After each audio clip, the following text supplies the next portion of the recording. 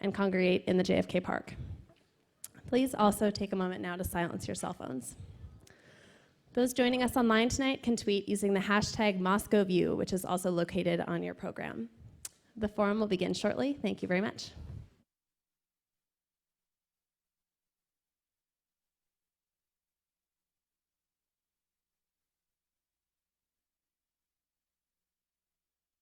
Thank you.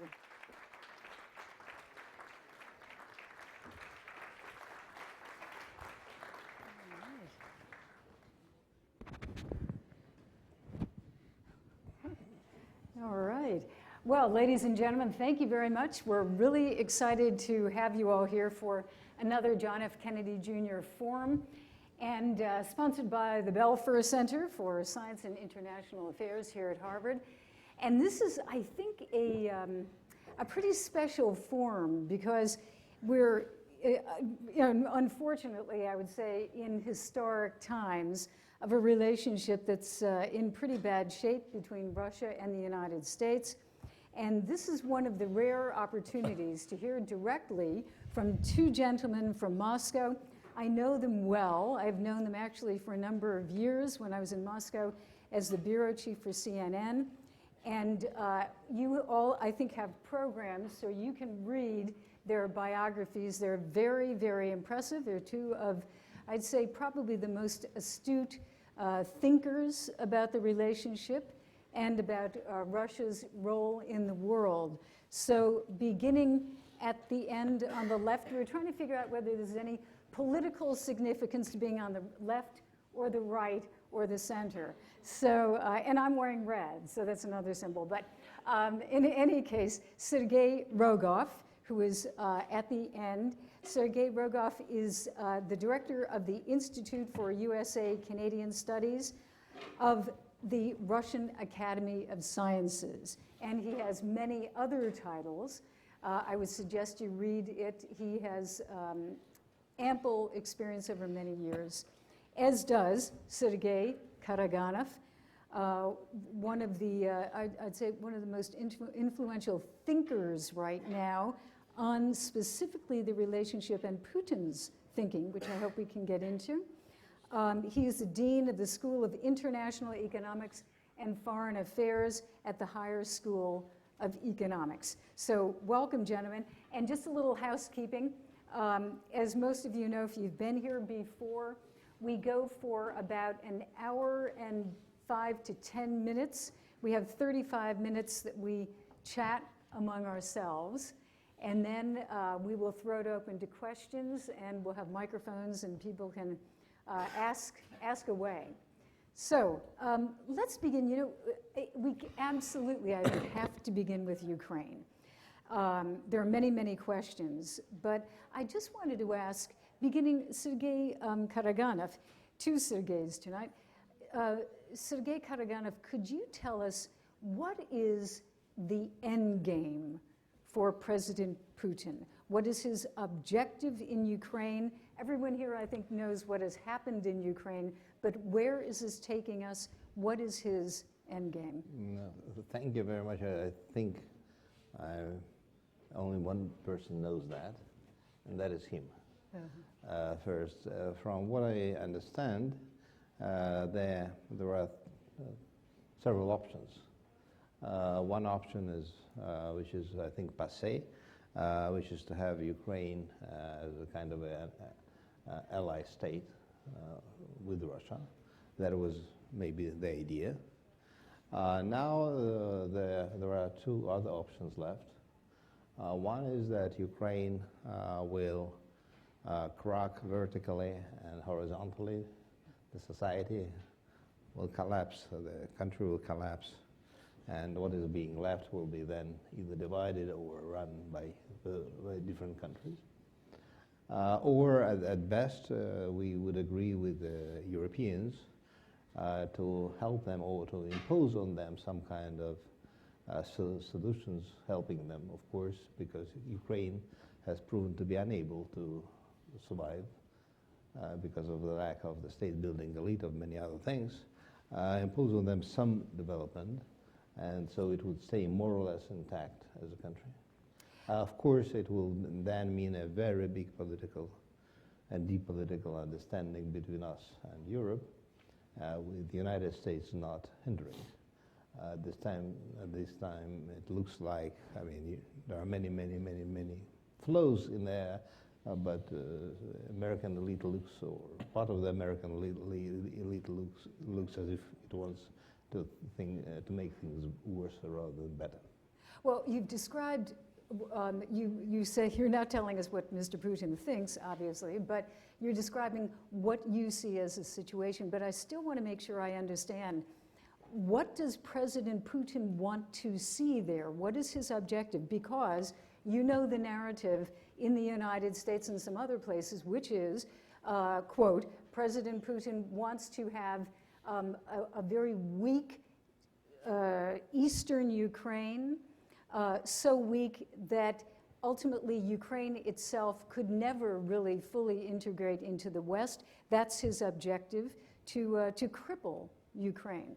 What would you say? Yes, that is happening, I mean, de facto, so there is no need to do anything actively. But there is, I mean, if we're not talking about Ukraine per se, the main objective of the Russian foreign policy on that direction has been for quite a while and is to stop relentless Western expansion of Western institutions, especially of NATO, on eastward. Stop NATO. Yes, and that was the original source, main original source, and the reason for the things which are happening in Ukraine, in addition to the fact that, as I've said, Ukraine had I mean, a bunch of problems of her own, making her highly survivable place. Mm-hmm. Sergei Rogov. Stop. Maybe before you raise your question and challenge something which you've just said about integration of Ukraine into the Western community. I'm not quite sure that the Western community wants to integrate Ukraine because there are so many problems related to this idea. Besides, Ukraine is a very difficult situation. The country is divided. There has been a very bloody civil war. And if you really think that the West is suggesting that Ukraine should become a member of the European Union or the North Atlantic Alliance, I think that's not correct. And as far as the Russian interests in Ukraine, A, we want Ukraine to be a friendly state. B, we want Russian economic interests protected, since economically we are still very much interconnected, even in the present situation. C, we want our security interests to be protected, since we don't want foreign military bases very close to Russia. Just imagine like Canada joining the European Union, or some military alliance to which the United States doesn't belong. I presume the United States would have been very much worried. And C, we want the protection of the ethnic Russians, since ethnic Russians make about 20% plus of the population of the country. And I think that it is possible to find a solution. For that, we have to keep the ceasefire. And I want to remind you that it was Putin who 6 weeks or 7 weeks ago launched the ceasefire, stopping the offensive of the rebels, who could otherwise have defeated completely the Ukrainian army and move all the way to the Dnieper River. He also made it very clear that Russia is not going to support independence of Eastern Ukraine, and the political settlement should be negotiated between Kiev, on the one hand, and Donetsk and Luhansk, the capitals which control the rebels, the regions which the rebels control. And Russia can help, but Russia apparently has no plans to implement in eastern Ukraine what happened in the Crimea. I think it's very important to keep in mind. Sergei Karaganov, you know, Sergei Rogov said the objective, one of Russia's objectives, is not to have bases, meaning NATO bases, close to its borders. But actually, after this conflict, you have NATO probably closer to you than you might want. You have troops, albeit on rotation, but you have a lot more NATO activity in the Baltics and other areas. Granted, you know, Ukraine is not a member of NATO and probably in the foreseeable future will not be, but has this backfired for Russia to have NATO even closer and in more aggressive a stance? The issue on the table was very possible NATO membership of Ukraine, which was completely unpalatable. I mean, unpalatable casus belli. That could have been a casus belli. NATO membership of Ukraine, and we knew that once for sure. 2007, 2008, it was really not only contemplated but pre-planned. It nearly happened. Pre-planned? It nearly happened. When did it nearly happen? I will tell the story. However, I mean, it should have happened because around the Bucharest summit of NATO, and your allies, when they learned that they were ambushed, I mean, revolted, so it didn't happen.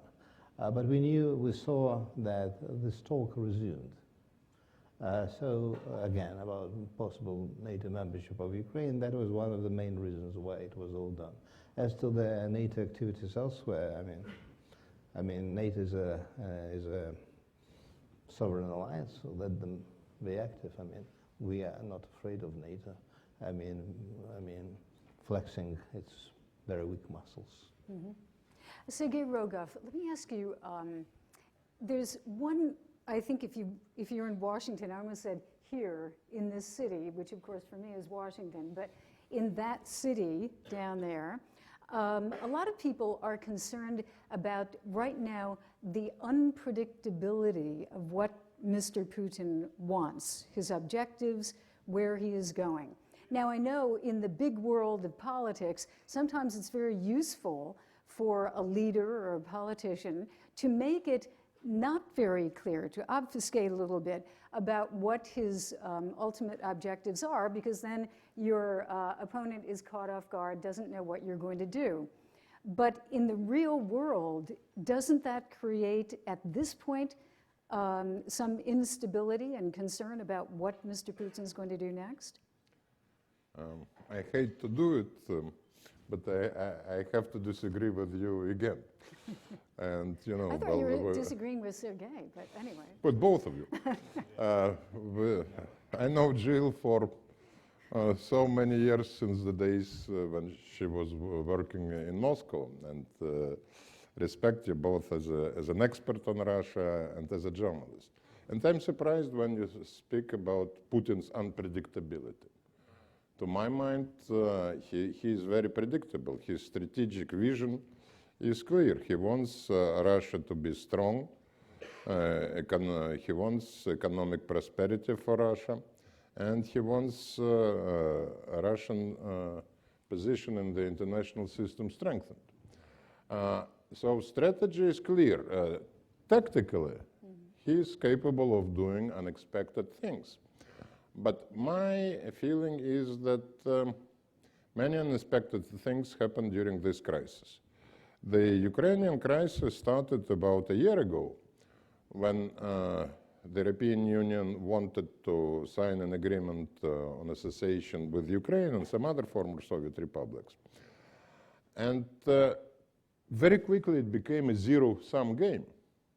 It's either one side wins completely or another side wins completely.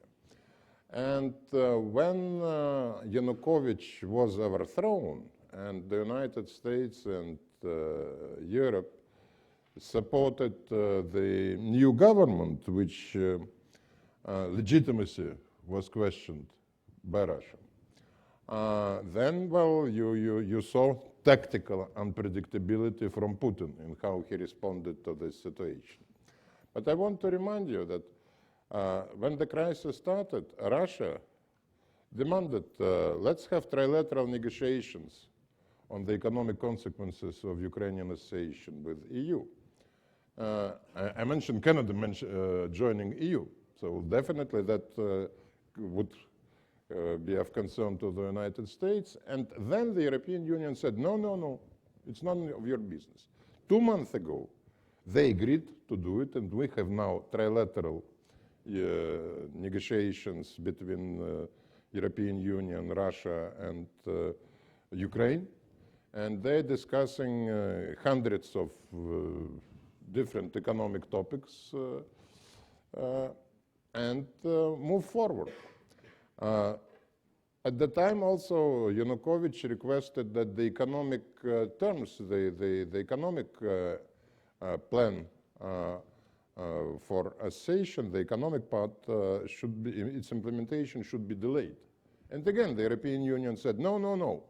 Now they agreed, and the economic implementation of the association is delayed until 2015. So if the European Union and the West did it a year ago, I'm absolutely sure that the entire Ukrainian situation would have developed totally differently, and at least there would have been no bloody ethnic civil war. Still, there are serious problems, but I think that Putin makes it clear what we want the situation to be.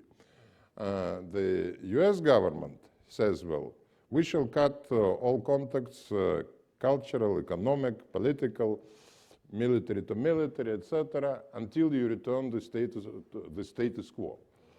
And my response is, what do you mean by status quo? Do you want Yanukovych to be back in Kiev? Sergei Karaganov, you're described as the author of the Karaganov Doctrine. I don't know whether you agree with that, but the Karaganov Doctrine, which is basically responsibility to protect. And that would be President Putin's responsibility, Russia's responsibility to protect Russians, ethnic Russians, and Russian speakers, the Sootechestvenniki, outside of the borders of Russia, most of them living in former Soviet republics. And could you explain exactly how far-reaching that goes? I mean, does that mean... There are two problems. One is protecting Russians. I think every country has to do that, but with what means? I don't think that should be done with military means, unless, of course, there is a massacre. But that is then the responsibility to protect is basically even written into the UN laws. Right. But however, there is a problem, and that is with the Karaganov doctrine. And still, journalists, in spite of the fact that I dozens of times explained the origin of the doctrine, I mean, use the jerk with this term. I must say that is one of the symbols of this avalanche of lies which we have been poured by on both sides. I must say we never lied so much. I mean, when many friends were participating in the previous Cold War, I mean, we were more distant.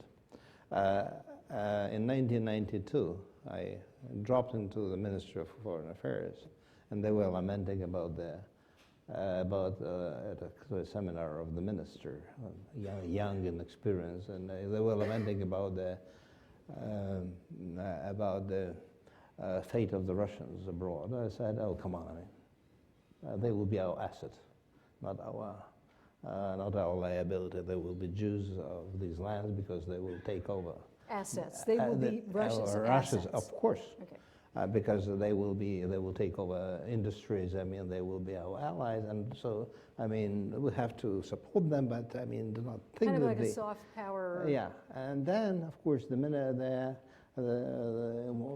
head of that particular kind of one small country Estonia, was approached by one of his apprentices and said, here is this phrase, and this was exactly around that phrase. And that person gave a huge speech on Karaganov's doctrine that I'm supporting, overwhelmingly using Russian might to protect locals, etc. They need substantiation or Russianization for their statehood, for their policies, for military expenditure, I don't know. And I became famous in these parts of the world.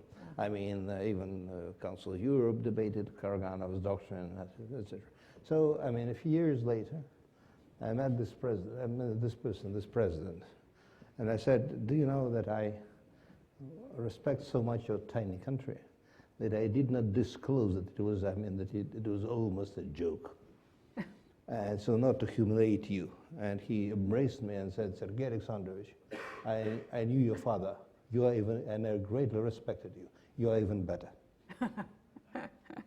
Yeah, but well, let's delve into it a little bit, though, because, and Sergei, please feel free to discuss. The question, though, the focused question, whether it's to have Russians living abroad useful to Russia, influential, etc., or it is to protect Russians and Russian speakers who are under attack, being massacred, etc.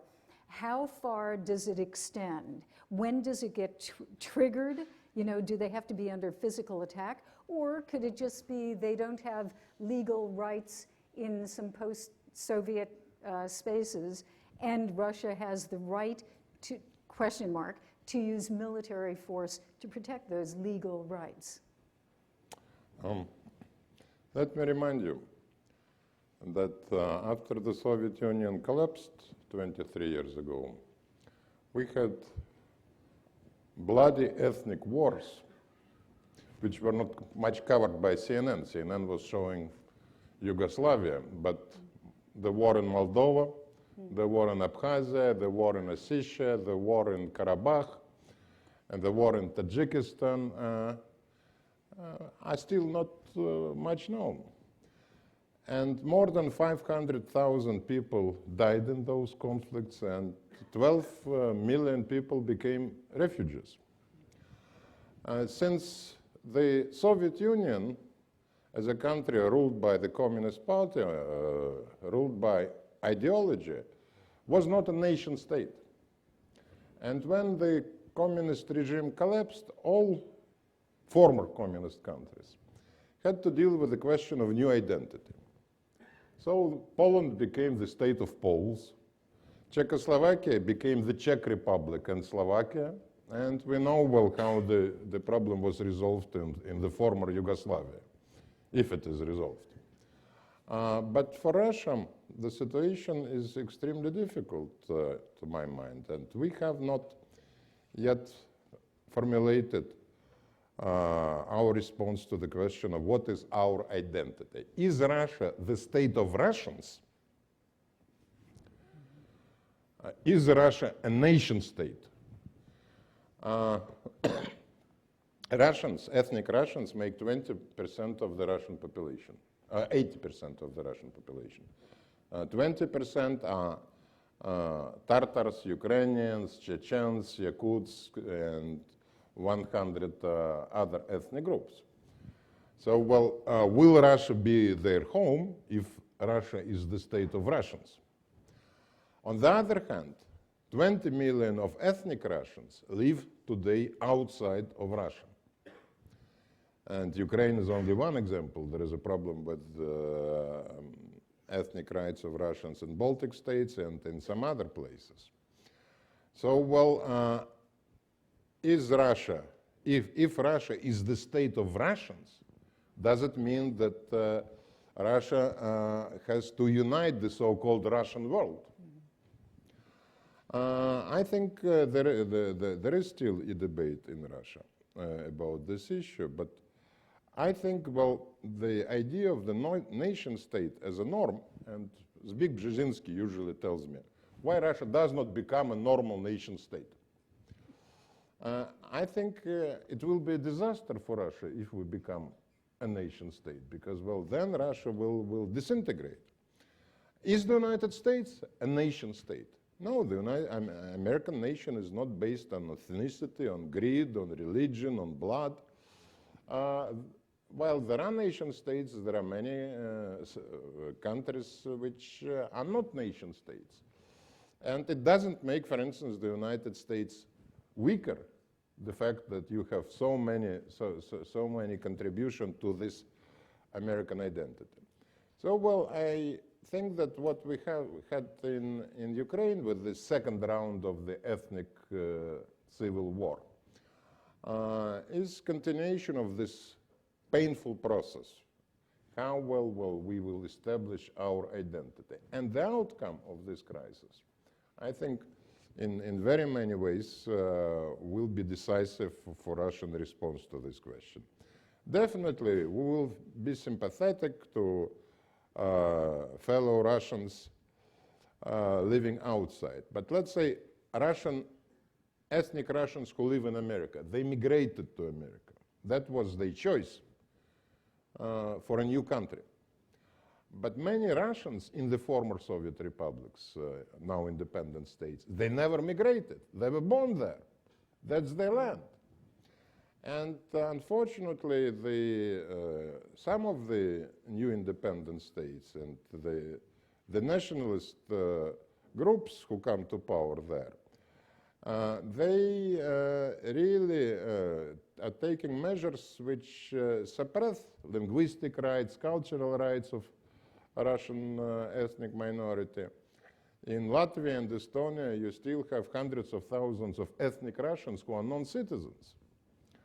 And I think this is a situation which invites trouble. And while Russia is trying to figure out what is our new identity, I think the leaders of the new states have also to do it. And that covers Ukraine.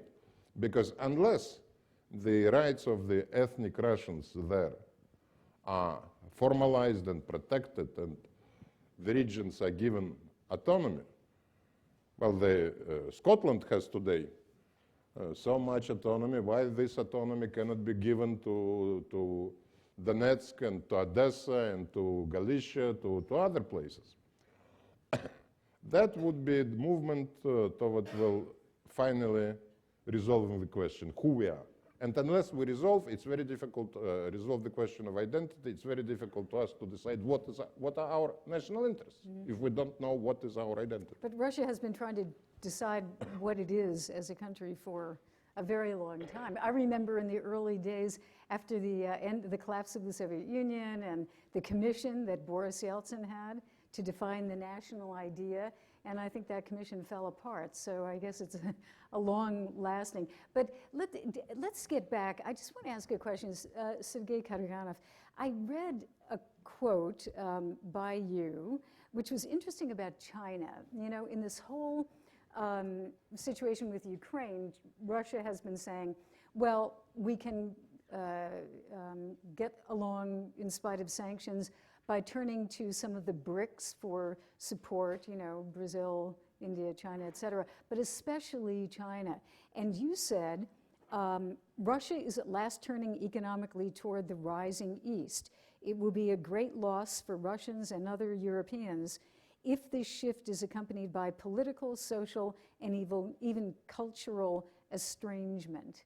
Now, could you tell me, I mean, it sounds as if you are negative in the sense, or perhaps you're talking about leaving Europe and clinging to China, but what do you mean? Is it a bad deal for Russia to be moving so quickly and pivoting to China, to quote a phrase, because of the danger that China, as a much bigger economy, could simply turn Russia into a source of natural materials? First of all, I mean, I've been lobbying for decades that Russia turns east economically. And only during the last 2 years, we have started the process. Russians are sometimes stupid. And I'm happy that we are turning because there are new markets, and we have very many competitive advantages there, and we are, and we could use Siberia and Far East new source of development for the country and geared towards Asian markets.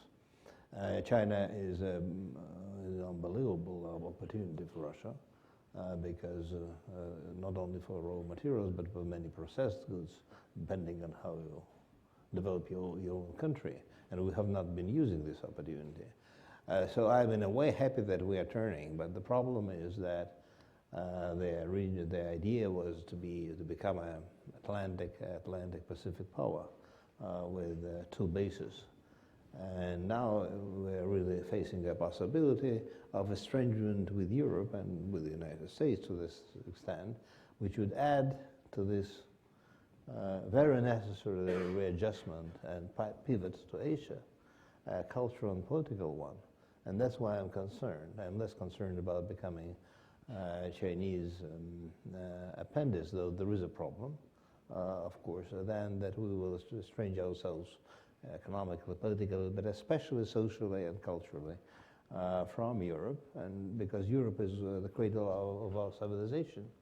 And I'm not sure whether Russia civilizationally will be well off if we sever our ties.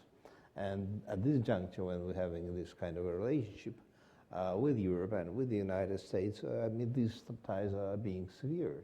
All the more that there is a value gap between us and Europeans of a new kind, when Russians like myself and my predecessors were willing to join Europe, were willing to join Europe of de Gaulle, Adenauer, Brandt, I mean, of the 60s.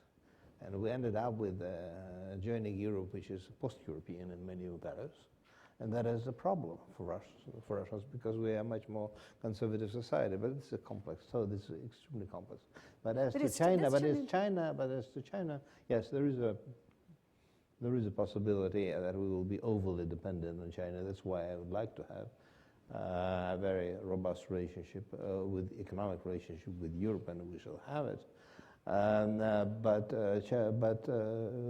I'm relatively relaxed as of next 10 years, because China needs us as much as we need her, because the Chinese strategists count on us in their calculations of inevitable conflict, hopefully not military, with the United States. And they need not now a strategic rear, as they were telling, but strategic base or strategic ally.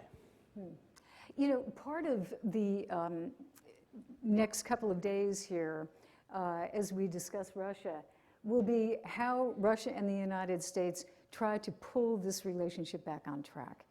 And I know that this is, a debate everybody is trying to figure out, but realistically, we could, of course, talk forever. I would say maybe the next 5 minutes, if we both could look at this issue of what are the concrete issues that you see, even in this relationship where two sides are not talking to each other, that they could work together on, let's say, 3 top issues. Sergei? We have different scenarios. One is that the globalization will face a huge divide between the America-led economic coalitions like Transatlantic and Trans-Pacific Partnership, which don't include any BRICS country. And Russia, as a result of sanctions, is moving much closer to China economically, but also politically and militarily. And it seems that the United States already is beginning de facto move, and I will be happy to hear from my old friends how they react to this provocation. The United States is moving into dual containment again, not of Iran and Iraq, but of Russia and China. This movement is not complete, but there are some elements of that. Second point, we should not permit Russian-American relations to be a single-issue relationship. Because in the last 6 months, all those areas where we have common interests, like non-proliferation, terrorism, Iran, North Korea, climate change, etc., All that was pushed into the background, and everything is dominated only by the Ukrainian issue. We still have to build our relationship, manage our relationship, recognizing the disagreements, but also without linkage, the so-called linkage of progress in one issue to progress in non-proliferation or cooperation in the fight against the Islamic State, etc. And we should also preserve what remains of the arms control. I mean the INF Treaty and the START Treaty. And the INF Treaty is in trouble, and if we don't resolve this issue and INF collapses, then hardly, I think, the New START will survive. And finally, about Ukraine. If the United States can accept Ukraine, which is an independent state, but decentralized or federalized like America, the United States, the Ukraine, where you have different regional arrangements, and Ukraine, which is not a NATO member, I think, well, that Russia and America can cooperate in creating external positive background for internal political settlement within Ukraine between the Poroshenko administration and the rebels. But unfortunately, in Ukraine, we see too many tails wagging the dogs, because all those field commanders, all those nationalist groups, whether they're Ukrainian and Russians, they may be creating more and more trouble, and I think that we have to, Russia and America, have to agree that Ukraine should not be a zero-sum game, that we have to get a solution where everybody wins. Ukraine wins, Russia wins, and America wins. And Sergei, I want to get to questions, Sergei Karaganov, I want to get to questions, but what is at the top, briefly, of your list in the relationship? What could realistically be worked on at this point? Just take a couple of pills and relax. I mean, what are we doing? Valium? Yes, so yeah, some Valium, yes. So that's exactly my recipe. I don't think there is a shortcut. Obviously, I have, of course, a shortcut, but it might sound a bit offending if President Obama sends a note to President Putin saying from the defeated professor to victorious student, because Putin did exactly what the United States has been doing all these years. I think Putin will laugh and will get back to business. I don't know that that letter is on its way, Sergei. But still, just 2 seconds. Sergei Rogov mentioned the INF Treaty. That is a dangerous prospect. I think that arms control, we have a philosophical disagreement with Sergei. I think that arms control is... He has been opponent of arms control for many decades. For many decades. So I think arms control, and I was extremely bitter opponent even of the reset, because I said that it puts into the Central relationship a non-important issue, which puts us again, I mean, as potential opponents, while diverting our attentions from real problems being climate, Ukraine, food, water, Arctic. I mean, a lot of other things which are and were important. Instead of that, we, concentrated on nuclear arms control, which was of interest only to people like Sergei and myself and 3 others here in the audience, if I see correctly. It was, who cares? And also under these circumstances, imagine, we were talking about zero solution, lying to each other, blatantly. while, I mean, modernizing our nuclear forces, I mean, like mad. So, I mean, INF could be, if we need intermediate range ballistic missiles, we should deploy them. It's not an issue.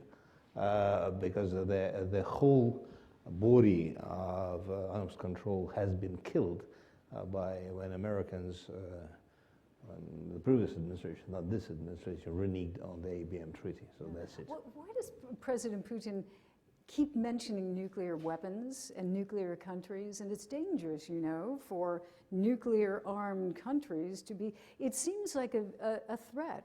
Well, why is he bringing this because up all he's the time? wise. He's wise. Why is that wise? I mean, because he shows, I mean, where uncontrolled confrontation could lead to.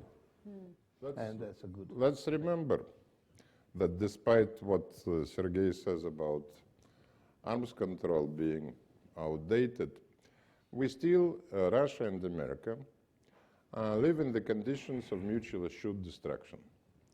We possess more than 95% of all nuclear weapons that exist in this world.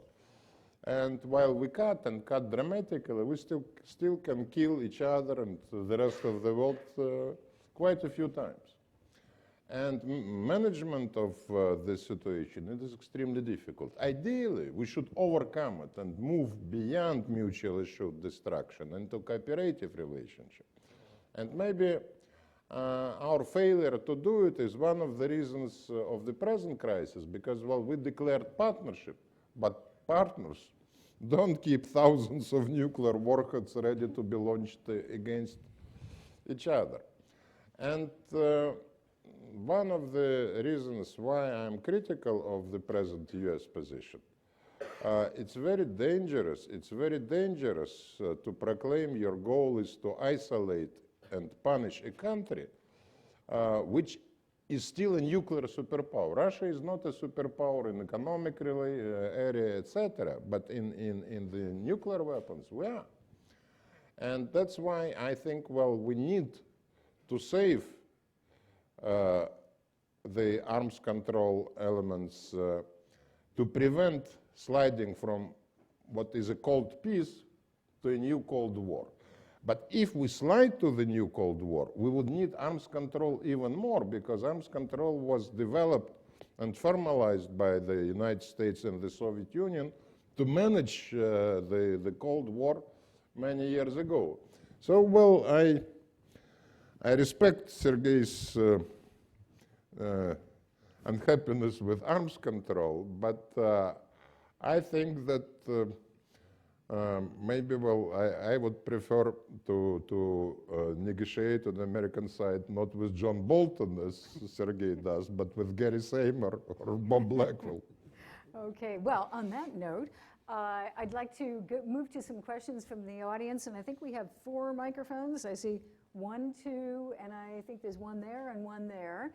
So if we have some questions, if you can come down to the microphones, and as usual, identifying yourselves and making it brief and also making it a question, not a statement. So do we have any questions from the audience starting? Yes, sir. Здравствуйте. My name is Fuat Husseinov. I'm from Azerbaijan, mid-career MPA program. Could you talk about some economic challenges that Russia may face in the near future and how it may or may not affect its foreign policy in South Caucasus and Eastern Europe? Thank you. First of all, we didn't deal with one of the core problems and core reasons of this crisis. For about 8 years, Russian elites, liberal, anti-liberal, conservative or monetarist, whomever, were unable to produce any kind of a workable economic policy. And I suspect that some people that were in Moscow and Russia decided, let's go for a confrontation, so we would have a threat, and that would, I mean, energize us. By the way, I mean, Russia, through the 1100 years of its history, have been victorious. The most victorious history have been doing well only under Russia. So there is a problem. There is an economic aspect to it. As to possible, the shock, yes, and people like myself are saying that, I mean, the sanctions should stay for a while, even if things should, because Russians should understand, I mean, that the economic system which we created by default in the last 25 years is weak, and by the way, the sanctions are like a finger from heaven showing us the weaknesses of our system, which we have to correct. As to the Southern Caucasus, frankly speaking, I do not think that there will be any major repercussions as to our policies towards your group of countries. We have been having, I mean, better and better relationship with all three of them, interestingly enough, simultaneously, which is very, very hard, because of the divisions within your group of countries. And I must say that we need a stable Caucasus, and more than ever. So I think Russian policies there would be, if you wish, I mean, more and more constructive. Okay, and we have a question over there, please. Hi, my name is Max. I'm a sophomore at the college. I apologize, I've lost my voice a bit, so if you don't understand me, I'm happy to repeat. I want to ask you a little bit about democracy and democratic institutions in Russia. So by the time President Putin finishes his current term, I believe he will have been president for 15 years total, not continuously. In 2008, Russia did change its constitution to extend his term limits. And you know, President Putin having been president for such a long time and extending his term limits so that he can be president for an even longer time in his now third term, seems at least to signal that perhaps the Russian government and Russian governmental institutions don't value too much democratic processes and changes in leadership. So I'm wondering, A, do you think that's true? And B, just generally, how important do you think these considerations of voting and democracy are in Russian government? Well, it's a very good question, but let me correct something which you said. Well, Russia didn't change its constitution in 2008.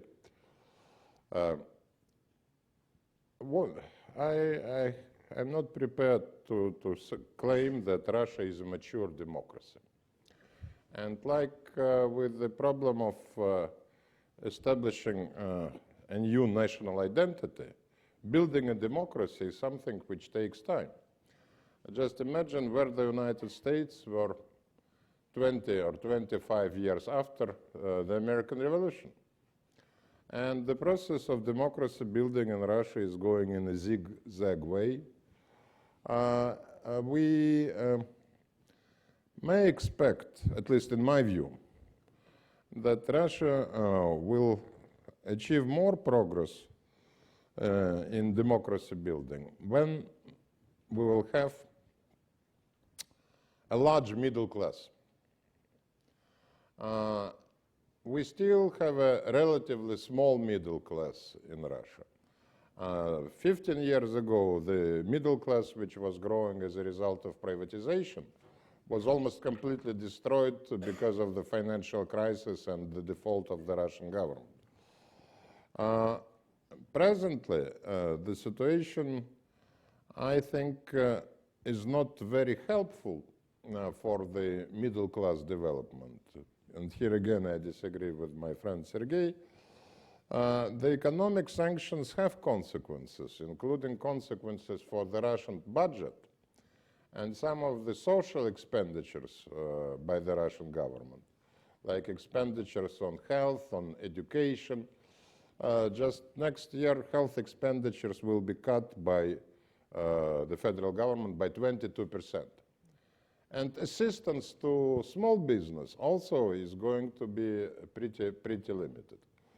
So, well, I believe that it will take a generation or two, and that may be an optimistic assessment, before Russia becomes a mature democracy. I remember how the process went in a zigzag way in the United States. It took a lot of time before democracy in the United States became what it is now, and even now it's not ideal. And let me remind you that in France and in Italy, women got voting rights only in 1945 and in 1948. That's the time when I was born. So democracy, as we see today in America and in the West, is a one-generation experience. And we also see how well this experience is challenged by the threat of terrorism. When many things which were taken for granted 20 years ago have been reversed as a result of terrorist attacks. And I wouldn't mention that political correctness made life for smokers, not only in America, but in Russia, terrible. You got a chance, Sergei, before, you know, to have a cigarette outside, but... I'm counting and the after, minutes. and after. Well, speaking of minutes, we have another question. Yes, sir, your name? Hi, I'm Edward, and I'm an MIT graduate student. You've spoken a lot about arms control and broader strategic issues, and I'm interested in a tactical issue of, we've heard a lot in the past week about Russian airplanes in Estonian airspace, and then more recently, the allegations that there's been a Russian submarine in Sweden.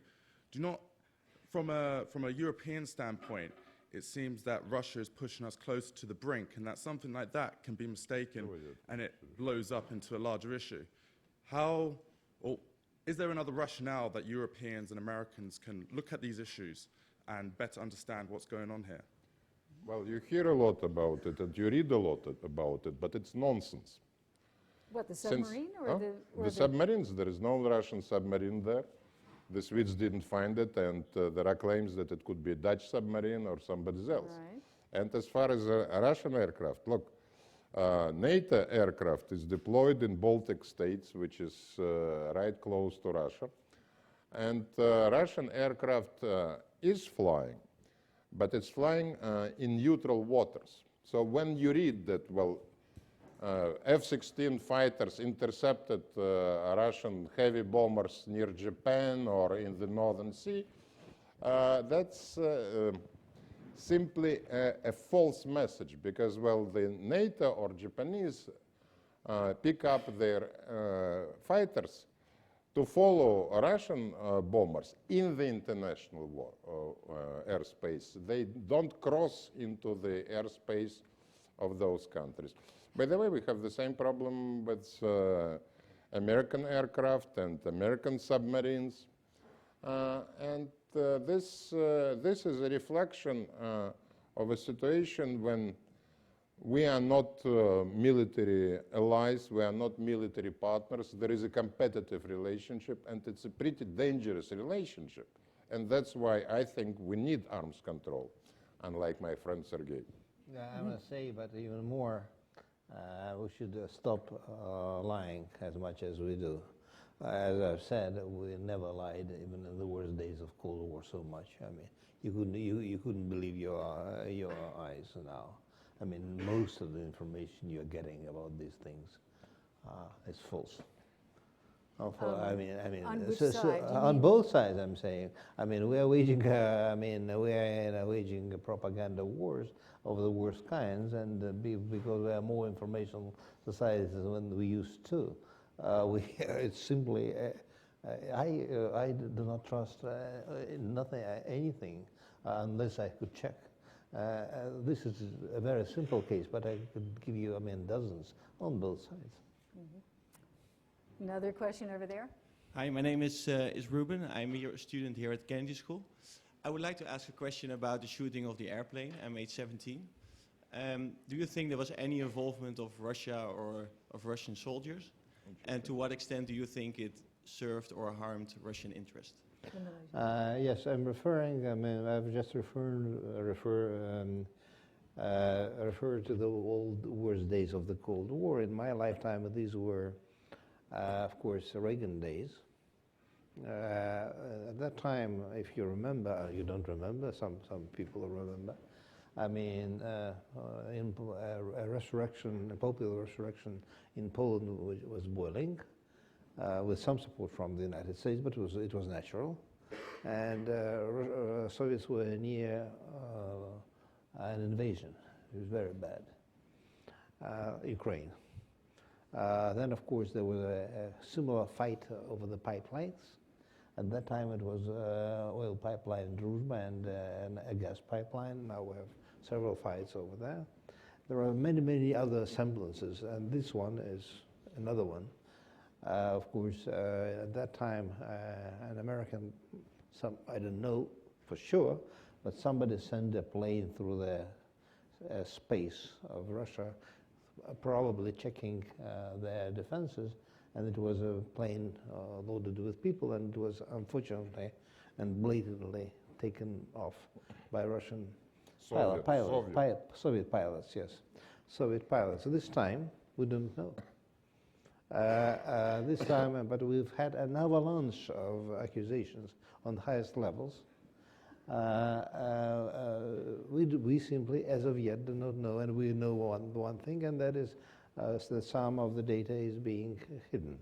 At this juncture, we know only one thing, and that is that it has been taken down. There are 5 possibilities. Rebels taking a land-to-air missile. There was accusation it was a Russian one. Now German intelligence says it was a Ukrainian one. Ukrainians taking it off there. I mean, some third force, because there are private armies there. So we have all kind of openings. It was a tragedy which was used blatantly and I would say immorally, just for political means. That's it. I do not know who is to be blamed. One thing which is for sure, and that is that the impotent Ukrainian government and the irresponsible Ukrainian government should have closed their space over the territory where there was fighting and where, for sure, a lot of planes were shot down, but these were military planes. If we can keep it brief, because I want to get a couple more questions in. Sorry. Okay, but well, I wanted to say that in both cases, in 1983 and this summer, I think it was the tragedy which happened by mistake. Since apparently the Soviets in 1983 thought it was an American spy plane. And this summer, again, well, if it were Ukrainian military or if it were the rebels, they were thinking that they're shooting at a military aircraft. And the rebels didn't have the sophisticated long-range air defense missiles, and the Ukrainians have. The rebels had a short-range air defense missile since they they were shooting at fighter bombers, which were going at a much lower altitude than the 11 kilometers range with the Malaysian airliner. But it's very strange that the investigation is going in such a strange, in such a zigzag way, when now, well, 4 months after the tragedy, still most of the facts have not been released about this situation. And it's said that it will be done only next year. I think that allows all kind of propaganda games to be played around this tragedy. I think we have time for one more question. 2 more, okay? One, thank you. Hello, Chrisma Jackson. I'm a National Security Fellow here at the Harvard Kennedy School. Question I have ties back to some of the arms agreements that were done with China back in the late 90s, that Putin came out and publicly rebutted the reverse engineering that was done by China at the time to gain some additional dominance in defense tactics and capabilities. Knowing that, and using the American saying of once bitten, twice shy, how are you going forward with the recent partnerships and the arms agreements you're going forth with today? You Is love it- it. You are correct. Well, Russia sold to China practically all off-the-shelf conventional military technologies. And we, of course, well, our defense industries were unhappy that the Chinese were stealing our designs. Well, they have a nice habit of stealing high tech from this country and from Russia.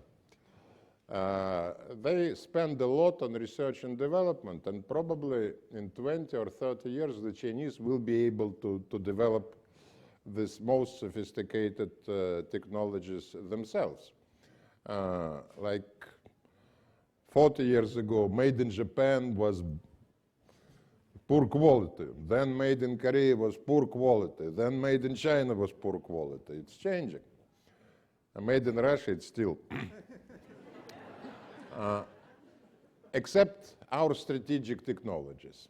And when I was saying that the United States is pushing Russia into Chinese hands, there are some military technologies which Chinese have problems to develop independently, like multiple independent re-entry vehicles for the intercontinental ballistic missiles, like penetrating aids and a few other things.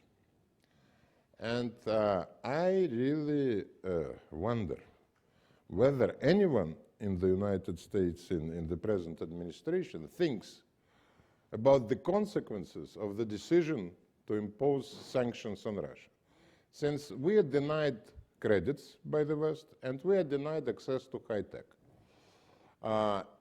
we will be turning to China. And the Chinese are not known for, the Chinese People Republic is not known as a great philanthropist. They are going to bargain very hard with us. And I think on the American side, policymakers will really start thinking whether you need to go into this, what I call dual containment. It still didn't happen with Russia providing China with this kind of technologies. But if it happens, that would be a very serious point in deteriorating relationship between Russia and America. We have time for one short question and a short answer. Yes. Hi, good evening. My name is Mahnur Khan and I'm a sophomore at the college. I was wondering, you've talked a lot about protecting Russian-speaking minorities in other states. What plans is the government planning on implementing in protecting minorities within Russia, especially after the concerns raised by FIFA and Russia holding the World Cup in 2018? You're talking about... Okay, let me respond. Well, there are ethnic problems and there are some racialist groups in Russia. And there are hate mongers in Russia, like in America or in Europe and in practically all other countries.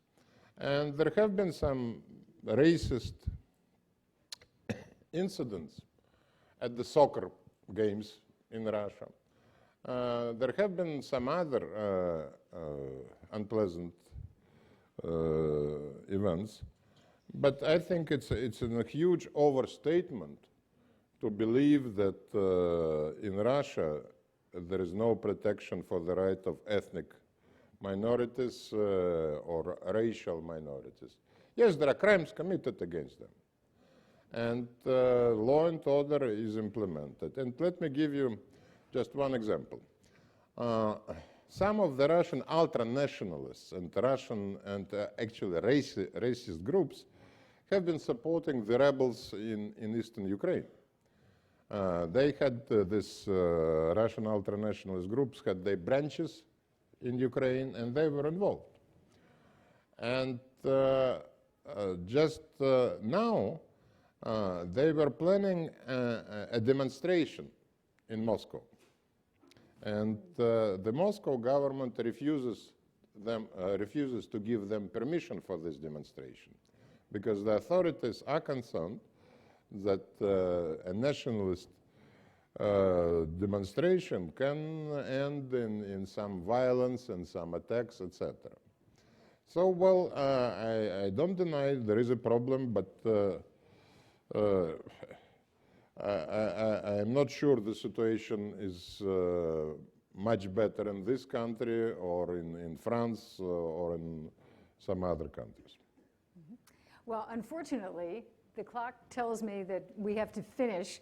There's a lot more to talk about, and I think it's been very valuable for me, and I hope for our listeners and viewers who've been watching this, to hear your views. Thank you very much, because again, it's a rare opportunity to be speaking with somebody directly from Moscow who can give us a flavor and give us the thinking there. So sincere thanks to you, and excellent comeback.